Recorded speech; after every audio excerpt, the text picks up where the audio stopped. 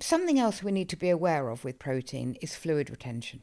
This is particularly insidious. When blood protein levels drop too low, fluid leaks from blood vessels into tissues, and that causes swelling in the legs, ankles, and sometimes the abdomen. But also low protein can result in weight regain.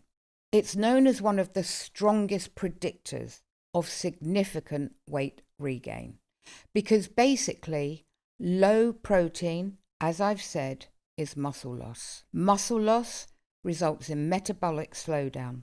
Metabolic slowdown requires eating less to maintain our weight. Eating less is usually unsustainable. We get calorie creep.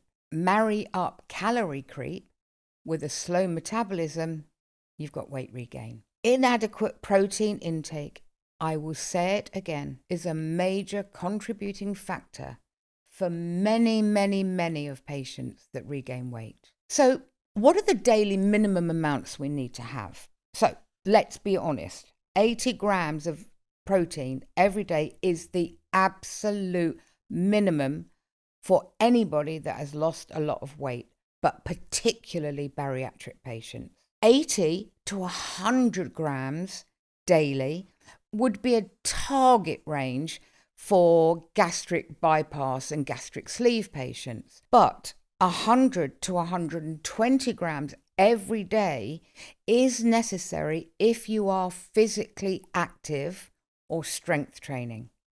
But here's the nuance. These are minimums to prevent deficiency, not necessarily optimal amounts for thriving. There is a better way to calculate it, and that's based on the ideal body weight. Research from the King's College London recommend calculating protein needs based on ideal body weight, not current weight. And the formula works out to be 1 to 1.5 grams of protein per kilo of ideal body weight. Now that means that a person with an ideal weight of 70 kilos or 150 pounds or 11 stone, they need a minimum of 70 grams of protein every day. They need an optimal level of 105 grams of protein every day. A person with an ideal body weight of 60 kilos, which is 132 pounds or 9.5 stone, they will need a minimum of 60 grams of protein every day because it's 1 to 1.5 grams of protein per ideal weight and an optimal of 90 grams of protein every day.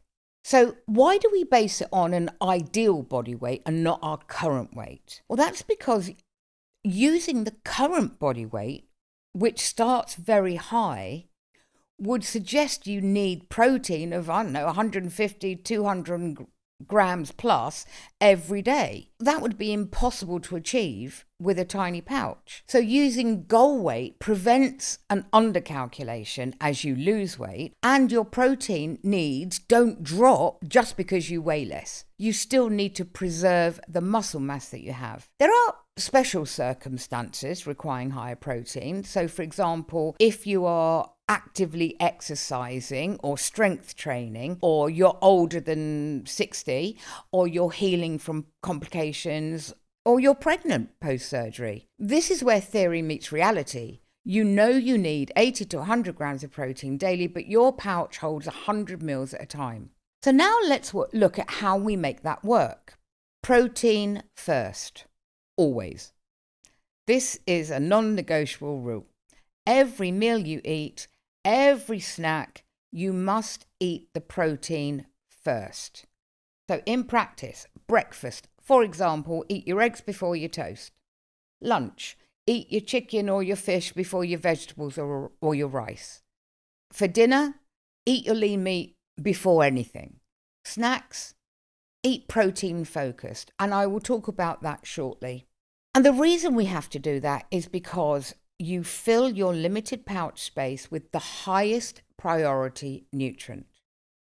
If you get full, which you will, at least you've got protein. Protein is the most satiating. It helps control hunger, between small meals.